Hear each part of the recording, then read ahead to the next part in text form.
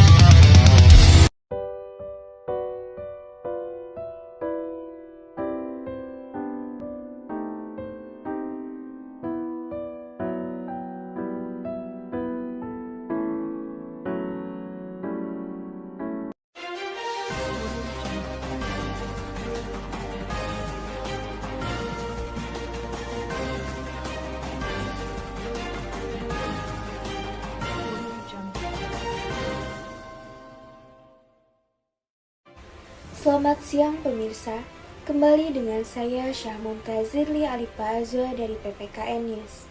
Kali ini kami akan menyampaikan berita pelanggaran hak dan kewajiban warga negara di Indonesia.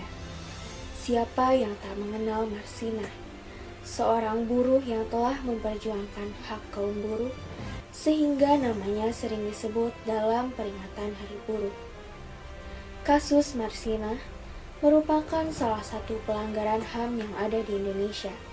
Terjadi pada tahun 1993, kasus ini masih banyak kejanggalan yang belum terpecahkan. Berdasarkan data-data yang telah kami peroleh, Marsina meninggal dikarenakan adanya penyiksaan sehingga mengalami pendarahan. Berikut ini uraian dari kasus Marsina yang telah kami kumpulkan.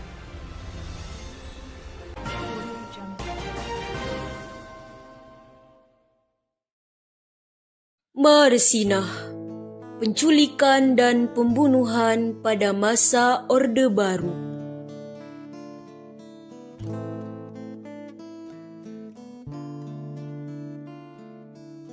Siapakah Marsinah? Nama lengkap Marsinah, tempat lahir Ngelundo Nganjuk, tanggal lahir 10 April 1969, profesi utama aktivis dan buruh pabrik. Pada tanggal 3 Mei 1993, terjadi mogok kerja pertama dilakukan oleh 150 dari 200 buruh PT CPS dengan membawa 12 tuntutan. Prakoso ditangkap dan diinterogasi aparat militer.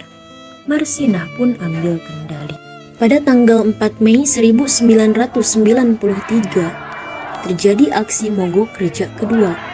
Manajemen PT CPS bernegosiasi dengan buruh, menuntut kenaikan upah dari Rp 1.700 menjadi Rp 2.250. Prakoso diminta mencatat dan melaporkan para buruh yang terlibat dalam aksi mogok kerja ke Koramil. Pada tanggal 5 Mei 1993, 13 buruh termasuk Prakoso mendapat surat panggilan.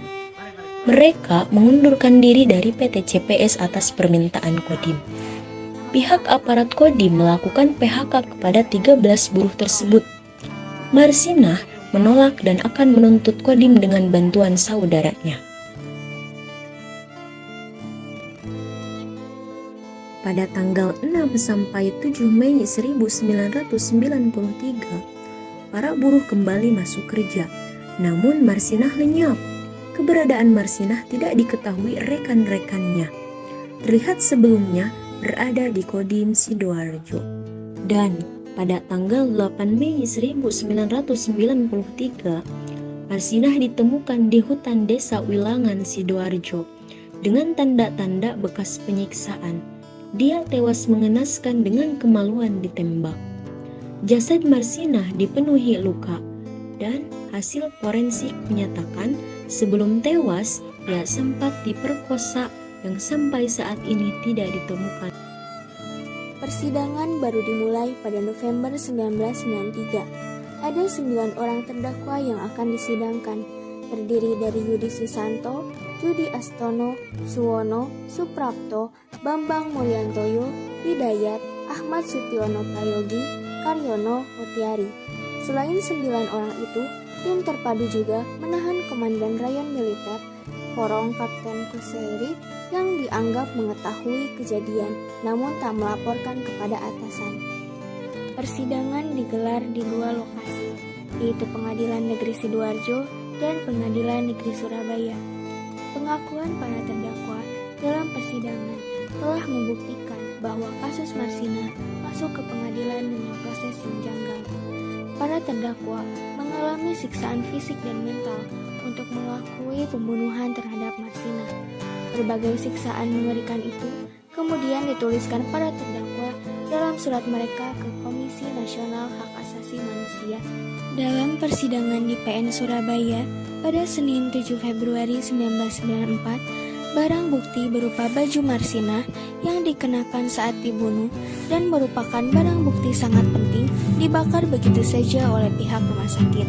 Juga tidak adanya saksi terkait penemuan jenazah yang dihadirkan. Setelah melewati persidangan yang panjang, akhirnya pengadilan menyatakan para terdakwa bersalah membunuh Marsinah. Satu persatu dijatuhi vonis. Yudi Susanto misalnya divonis 17 tahun penjara, sedangkan Mutiari dihukum 7 bulan karena dianggap hanya mengetahui rencana pembunuhan. Sedangkan sejumlah staf PT CPS lainnya dihukum berkisar 4 hingga 12 tahun. Tak puas dengan hukuman itu, para terdakwa kemudian mengajukan permohonan banding ke Pengadilan Tinggi Surabaya. Di tingkat ini, Yudi Susanto dibebaskan, sedangkan vonis terdakwa lainnya dikuatkan PT Surabaya. Untuk mendapatkan keadilan, 9 terdakwa lainnya mengajukan permohonan kasasi ke Mahkamah Agung. Hampir 2 tahun setelah ditemukannya jasad Marsinah di hutan Jatiwilangan, tepatnya pada 3 Mei 1995, Majelis Hakim Kasasi membebaskan para terdakwa dari segala dakwaan atau bebas murni. Putusan inilah yang meyakinkan banyak pihak bahwa sejak awal penyidikan kasus ini memang sudah kental dengan aroma rekayasa. Hasil otopsi di RSUD Nganjuk dan RSUD Dr. Sutomo menyebutkan aktivis dan buruh pabrik PT Catur Putra Surya yang meninggal 8 Mei 1993 ini menemukan adanya tanda-tanda bekas luka penganiayaan berat. Ada yang menyebutkan ada luka tembak di bagian alat vitalnya. Cerita lain menyebutkan Marsinah mengalami penyiksaan sebelum dibunuh. Pada leher dan pergelangan tangannya ada bekas pukulan hingga menyebabkan ia menderita luka dalam. Hasil visum hanya menyebutkan Marsinah tewas akibat pendarahan dalam rongga perut. Tidak ditemukan laporan tentang keadaan kepala, leher, dan dada korban.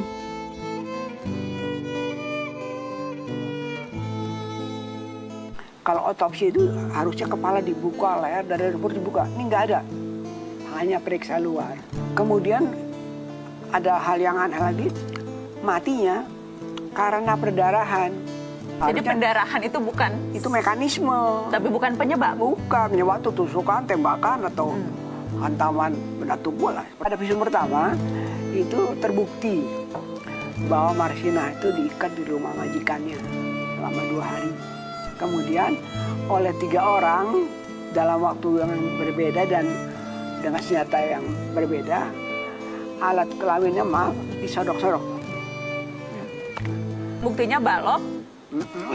Yang dianalogikan itulah alat yang untuk menyodok bibir kelamin. Iya. Tapi lukanya tidak menunjukkan hal itu. Enggak menunjukkan hal itu. ternyata tulang kemaluan kirinya patah. Kita akan tunjukkan, kita ada visum yang kedua, kita akan lihat sama-sama dok apa saja luka-luka yang dialami. Ini dok, tulang panggul bagian depan. Yang kiri ya, tulang kemaluan dulu tuh, tulang panggul belakangan. Oke, kita lihat dari awal. Nah, tulang kemaluan kiri patah. Ya betul. Terus dia Patah kan berkeping-keping. berkeping terus ke kanan dia, nah ke arah kanan nih, dari kiri ke kanan. Oke. Tulang usus kanan. Baru langsung ke tengah tulang kelangkang.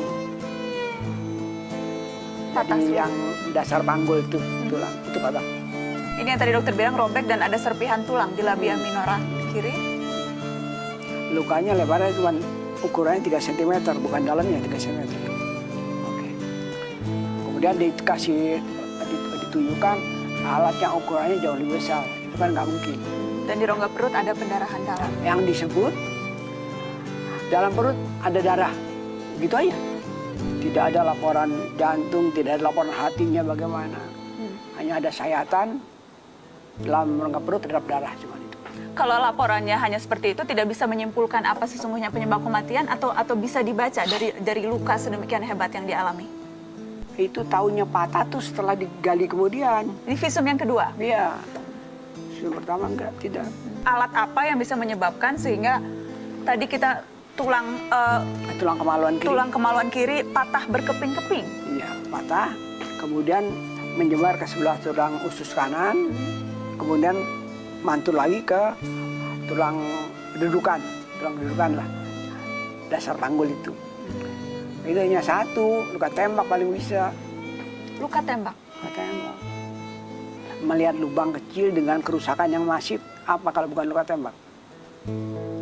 Jadi dimasukkan dalam rongga kemaluannya pistol dan ditembak? Tembak, gitu. Senjata api kita sebutnya. Kalau pistol kan kesannya otomatis ini, ada revolver juga kan, jadi kita senjata api. Dan apa konsekuensinya, apa artinya kalau kemudian bukan balok tapi senjata api? Konteksnya dalam kasus Marsinah? Jadi pelakunya siapa yang punya akses dengan senjata itu kan? 29 tahun kasus Marsinah berlalu, namun hingga kini, siapa pelaku dan dalang pembunuh Marsinah belum terungkap. Demikian yang saya laporkan saat ini. Syah Mumtazir Lialipa Azwa dan segenap kru yang bertugas undur diri, terima kasih. Selamat siang dan sampai jumpa kembali.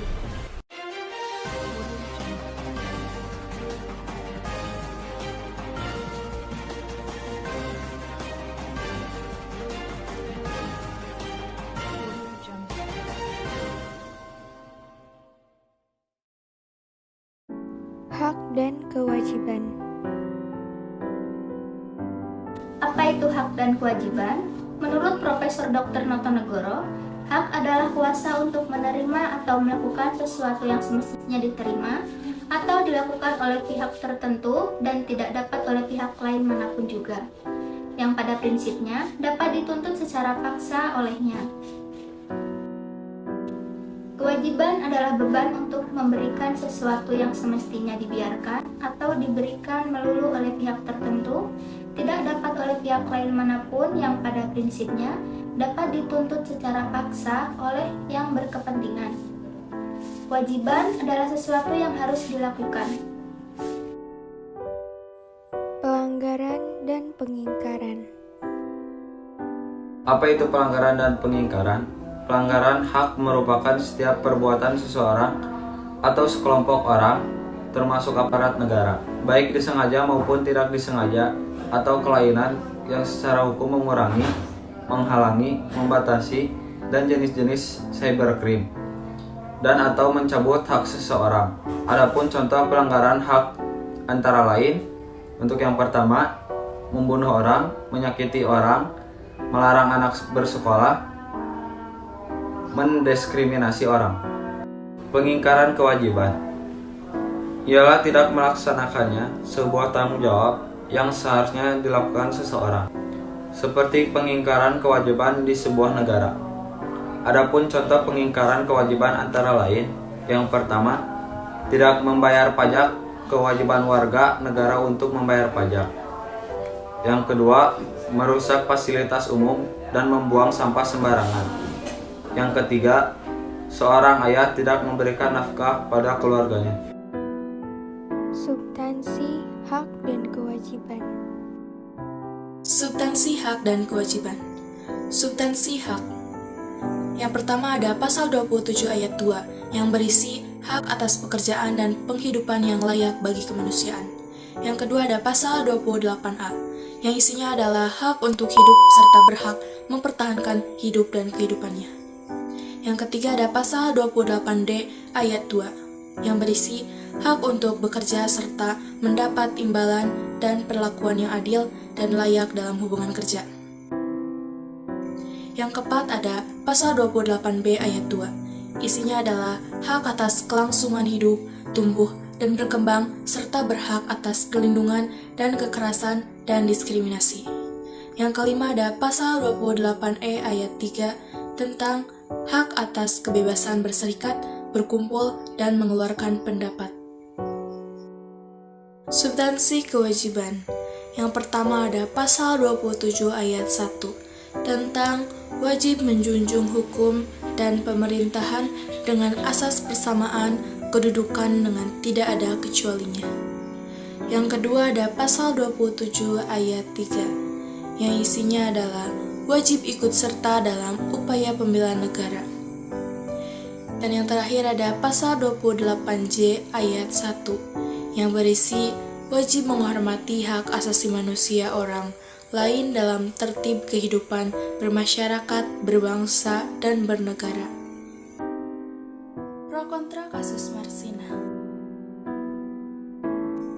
Pro kasus Marsinah. Kasus pembunuhan Marsinah merupakan pelanggaran hak asasi manusia berat. Alasannya adalah unsur penyiksaan dan pembunuhan sewenang-wenang di luar putusan pengadilan terpenuhi. Jika merujuk pada Undang-Undang Dasar 45, jelas bahwa tindakan pembunuhan merupakan upaya berlebihan dalam menyikapi tuntunan Marsinah dan kawan-kawan buruh. Jelas bahwa tindakan oknum pembunuh melanggar hak konstitusional Marsinah, khususnya hak untuk menuntut upah sepatutnya. Hak tersebut secara tersurat dan tersirat ditegaskan dalam pasal 28D ayat 2 Undang-Undang Dasar Negara Republik Indonesia tahun 1945. Kontra kasus Marsinah. Komisi Nasional Hak Asasi Manusia atau Komnas HAM memastikan kasus Marsinah sebagai pelanggaran HAM, namun penetapan sebagai pelanggaran HAM berat perlu dibawa ke peradilan hak asasi manusia masih perlu memenuhi beberapa prosedur. Menyelidiki soal Marsinah.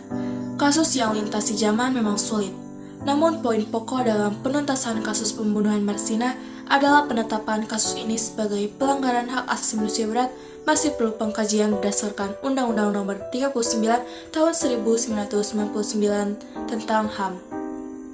Jika berdasarkan kajian itu terdapat unsur pelanggaran HAM berat, harus ada tindak lanjut peradilan HAM sesuai dengan Undang-Undang Nomor 29 Tahun 2000 tentang Pengadilan HAM. Menurutnya penyelesaian ini lebih jelas dan akurat. Upaya yang dilakukan pemerintah. Upaya penanganan pelanggaran hak dan pengingkaran kewajiban warga negara di lingkungan keluarga, yaitu menaati nasihat orang tua, lalu di lingkungan sekolah, yaitu mengerjakan tugas sekolah dengan baik, lalu di lingkungan masyarakat, yaitu tidak mengganggu ketenangan lingkungan, lalu yang terakhir dalam berbangsa dan bernegara, yaitu menggunakan fasilitas umum dengan baik. Upaya yang dilakukan lembaga-lembaga negara. 1. Kepolisian memelihara keamanan dan ketertiban masyarakat dan menegakkan hukum. 2. TNI menangkal setiap ancaman militer dari dalam maupun luar negeri terhadap kedaulatan, keutuhan wilayah, dan keselamatan bangsa. 3. Lembaga peradilan mengadili general power, pembinaan dan pertimbangan serta nasihat hukum. 4. Komnas Hak Asasi Manusia melaksanakan pengkajian, penelitian, penyuluhan, pemantauan, dan mediasi hak asasi manusia. Yang kelima, Komisi Nasional Anti Kekerasan Terhadap Perempuan meningkatkan pencegahan kekerasan terhadap perempuan. Dan yang terakhir, KPAI melakukan pengumpulan data, informasi, dan investigasi terhadap pelanggaran hak anak dan memberikan pendapat dan laporan independen tentang hak anak dan situasi anak Indonesia. Kasus serupa.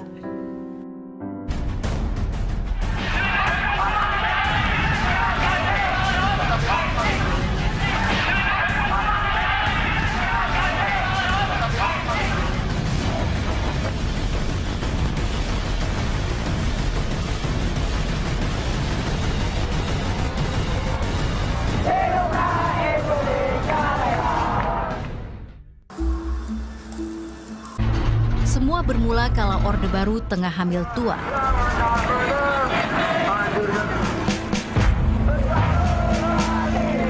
Tanah air bergejolak.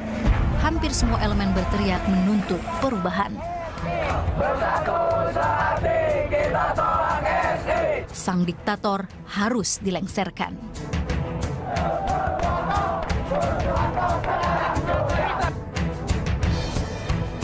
Untuk memperoleh perubahan, banyak darah yang harus tumpah. Nyawa seolah menjadi barang murah. Penghilangan paksa menjadi upaya penguasa untuk mempertahankan tahtanya.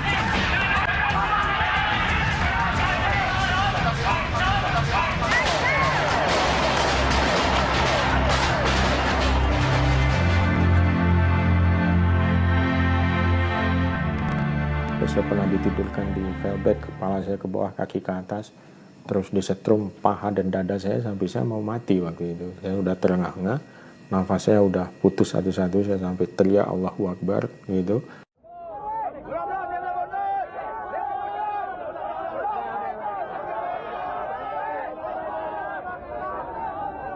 Kasus penculikan ini menyeret 11 anggota tim Mawar ke pengadilan Mahmilti II pada bulan April 1999.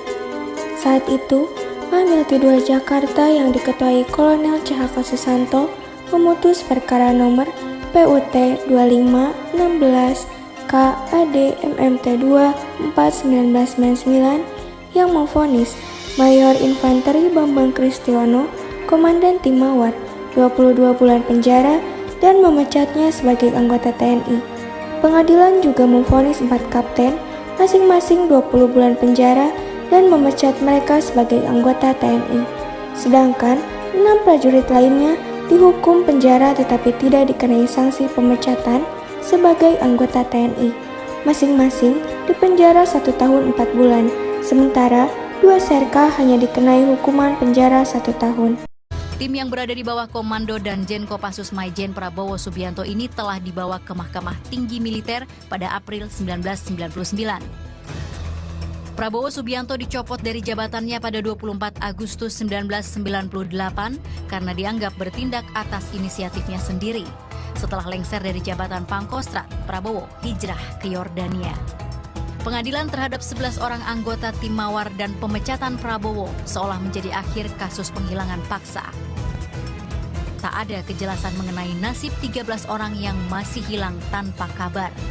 Di mana sana keluarga menunggu kepastiannya. Kini rakyat menanti siapa calon pemimpin negeri yang mampu dan berani menuntaskan perkara ini. Bukan hanya demi mereka yang menjadi korban, tapi atas nama hak asasi seluruh rakyat Indonesia. Akibat dari kerusuhan Mei 1998 ini, kondisi pemerintahan Soeharto tidak stabil.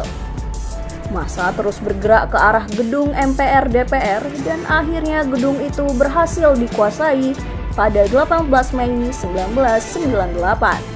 Dan klimaksnya di tanggal 21 Mei 1998, Presiden Soeharto menyatakan mundur.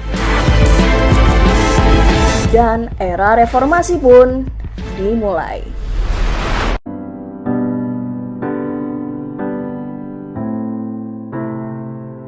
Jadi kesimpulan kasus pembunuhan Marsina yaitu termasuk pelanggaran HAM yang berat. Kejahatan terhadap kemanusiaan, hak asasi tidak boleh bertentangan dengan penghormatan dan pengakuan dari hak asasi manusia itu sendiri.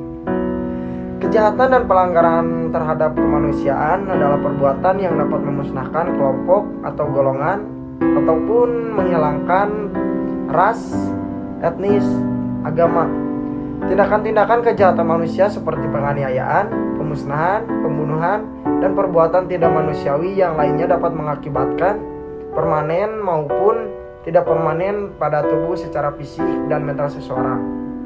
Mungkin cukup sekian penyampaian materi dari kelompok kami. Mohon maaf bila ada kata atau kalimat yang kurang berkenan bagi Anda.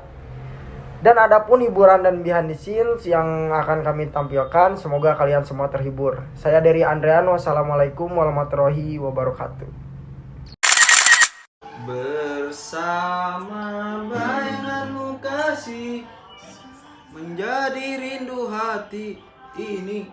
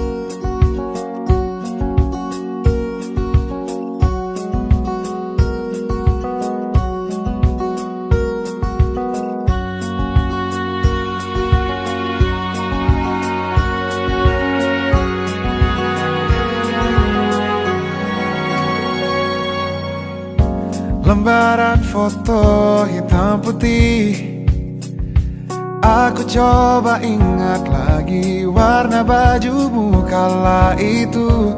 Kali pertama di hidupku manusia lain memelukku. Lembaran foto hitam putih, aku coba ingat lagi wangi rumah di sore itu. Kue coklat, balon warna-warni, pesta hari ulang tahunku. Dimanapun kalian berada, ku kirimkan terima kasih untuk warna dalam hidupku dan banyak kenangan indah. Kau melukis aku,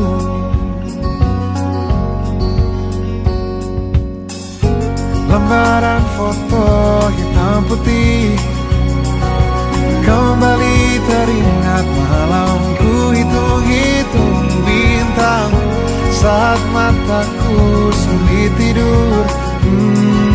Suaramu buatku lelap. Dimanapun kalian berada, ku kirimkan terima kasih untuk warna dalam hidupku dan banyak kenangan indah. Kau melukis aku. Kerkum apa aja sih?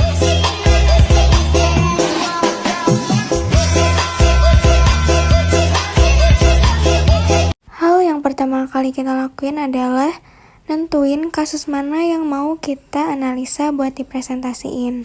Terus kita sepakat kita bakal ngambil kasus Marsinah buat dianalisa. Udah nih pembagian tugas, terus kita ngerjain bagian-bagian tugasnya, bagian materi, deskripsi kasus, bagian hiburan. Terus besoknya kita bikin reka adegan Marsinah dari kronologi per tanggalnya. Tapi maaf banget, reka adegannya nggak bisa ditampilin karena ada beberapa hal yang kurang, jadi kita memilih buat nggak nampilin aja. Kendala yang sering terjadi itu memori kita penuh, jadi mau nggak mau harus ngehapus aplikasi, harus ngehapus. Udah beres materi, kita rekaman satu-satu pemateri sama deskripsi kasus. Pas bikin video hiburan, hujan gede banget, jadi kita ngiuhan. Kita direvisi, jadi kita harus ngedit ulang lagi. Materinya udah bener, tinggal editingnya yang kurang karena kita nggak nambah-nambahin foto sama videonya. Jadi kita rekom lagi.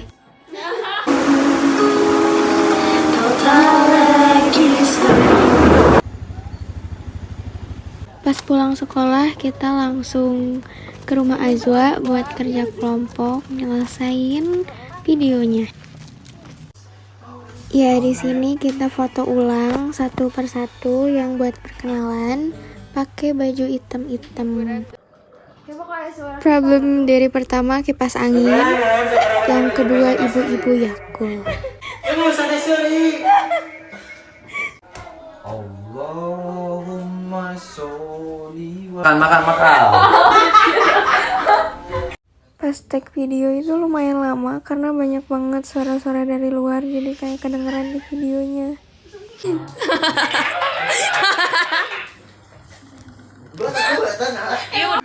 Ini kita kerekam lagi buat ngedit karena materinya itu harus ada video, jadi nggak full teks biar kalian bisa enjoy nontonnya. Nih kita makan-makan dulu biar tambah energi, biar nggak lemes pas ngedit. Kita nyari-nyari video di YouTube buat nambah-nambahin ngeditnya.